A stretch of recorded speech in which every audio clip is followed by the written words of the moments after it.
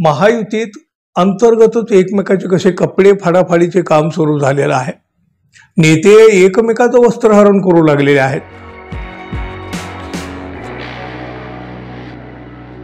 मित्र हो, नमस्कार। महायुतीच्या अंतर्गत राजकारणात लाथांचा सुकाळ चालू आहे, हे काय आता लपून राहिलेलं नाही। आपण दररोजच जवळपास कुठल्या ना कुठल्या घटनेच्या निमित्तानं हे पाहतो। अहो बघा, विरोधकांशी दोन हात करण्यात म्हणजे खरं तर त्यांनी समाधान मानायला पाहिजे, पण विरोधकाचे दोन हात करीत नाही, त्याऐवजी आपापसातच लाथाळ्या, कुरघोड्या, छळकपट अशा प्रकारचं सगळं राजकारण महायुतीच्या अंतर्गत होताना दिसतंय।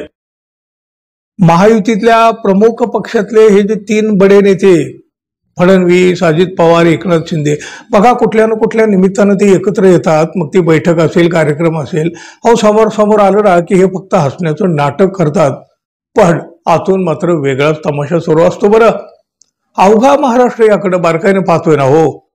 देवेंद्र फडणवीस विरुद्ध एकनाथ शिंदे विरुद्ध अजित पवार अशी ही सगळी महायुती आहे। मग वरच्या पातळीवर हे सगळं सुरू असेल तर खाली काय होणार हो? त्यात आता समोर स्थानिक स्वराज्य संस्थांच्या निवडणुका आहेत।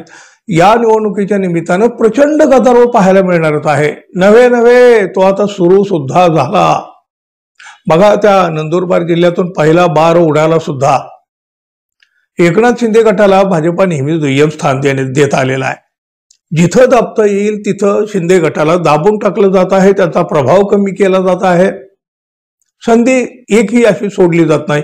आणि मग आता तर काय हो, अंतर्गत वाद अगदी मस्तीपर्यंत गेला। शिंदे गटातील आमदारांना भाजपाकडून मिळणारी वागणूक चांगली नसते। अहो ते सोडा, आमदारांचं काय घेऊन बसायचं, मंत्र्यांचीही तीच अवस्था आहे। आणि अगदी त्याही पलीकडे जाऊन सांगायचं म्हटलं तर शिंदे गटाचे प्रमुख असलेले आणि राज्याचे उपमुख्यमंत्री असलेले एकनाथ शिंदे यांच्या बाबत त्यापेक्षा वेगळं काय चाललंय हो? काय वेगळं घडतंय?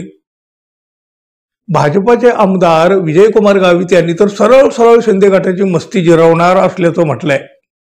शिंदे गटाचे 2 जण माझ्या टार्गेटवर आहेत आणि त्यांची मस्ती मी जिरवणारच आहे, अशा सणसणीत आणि तेवढ्यात खणखणीत शब्दात गावित यांनी हा इशारा देऊन टाकलेला आहे। नंदुरबारमध्ये भाजपा आणि शिंदे गट यांच्यामधील वाद आता बघा तसा पूर्णपणे विकोपाला केलेला आहे। याच वादातून भाजपाचे आमदार गावित म्हणाले, स्थानिक स्वराज्य संस्थेच्या निवडणुकीमध्ये माझे फक्त 2च टार्गेट आहेत। एक आमदार चंद्रकांत रघुवंशी तर दुसरा आमदार आमशा पाडवी, म्हणजे हे दोन्ही शिंदे गटाचे आमदार आहेत। बरं, या दोघांना जास्त मस्ती आलेली आहे आणि आपण ती जिरवणारच आहोत। आमशा पाडवी यांच्या नावावर 12 बंगले आहेत, तर त्यांच्या पत्नीकडे 4 बंगले आहेत, तरी देखील ते पंतप्रधान घरकुल योजनेचा लाभ घेतलाय। पाडवी यांनी बायको आणि मुलाच्या नावावर शबरी आणि पंतप्रधान घरकुल योजनेचा लाभ घेतलेला आहे, असा एवढा मोठा आरोप सुद्धा आमदार डॉक्टर गावित यांनी केला।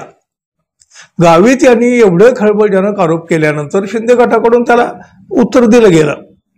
शिंदे गटाचे आमदार हे चंद्रकांत रघुवंशी म्हणाले, भाजपाचे आमदार हे जे आहेत गावित, हे भाजपपेक्षा सुद्धा स्वतःची सेना वाढवण्याचा प्रयत्न करीत आहेत, ते स्वतःच आपला पक्ष संपवत आहेत। गावित यांनी विधानसभा निवडणुकीत हिना गावित यांना शिंदे गटाच्या आमशा पाडवी यांच्या विरोधामध्ये अपक्ष उभं केलं होतं। मित्रपक्षाच्या उमेदवारासमोर आपल्या मुलीला उभे करणारे गावित राजकीय विश्वासाबद्दल बोलतात, हे हास्यास्पद आहे असं हे रघुवंशी म्हणतात। अहो पण त्या 12 बंगले 4 बंगले त्याचं उत्तर त्यांनी दिलं नाही, तो विषय देखील त्यांनी घेतला नाही। आणि बघा, महायुतीत अंतर्गतच एकमेकाचे कसे कपडे फाडाफाडीचे काम सुरू झालेलं आहे। नेते एकमेकाचं वस्त्रहरण करू लागलेले आहेत। स्थानिक स्वराज्य संस्थांची निवडणूक अजून जाहीरही झाली नाही हो, तरीही महायुतीत चाललेला अंतर्गत तमाशा लोकांना विना तिकीट पाहायला मिळू लागलेला आहे। तसं बघायला गेलं तर खरं तर हा एक ट्रेलर आहे, पिक्चर अभी बाकी है मेरे दोस्त असं म्हणावं लागेल। आणि मित्रांनो, आपणही पाहूया ना हा बिन पैशाचा सिनेमा, तमाशा, जे काही असेल ते मनोरंजन तर होतंय आपलं, पण आगामी स्थानिक स्वराज्याच्या संस्थांच्या निवडणुकीपर्यंत महायुतीमध्ये नक्की काय काय घडू शकतं याचे हे संकेत नाहीत का हो? एक झलक नाही का? तुम्ही सांगा। धन्यवाद. पुन्हा भेटू. तोपर्यंत नमस्कार.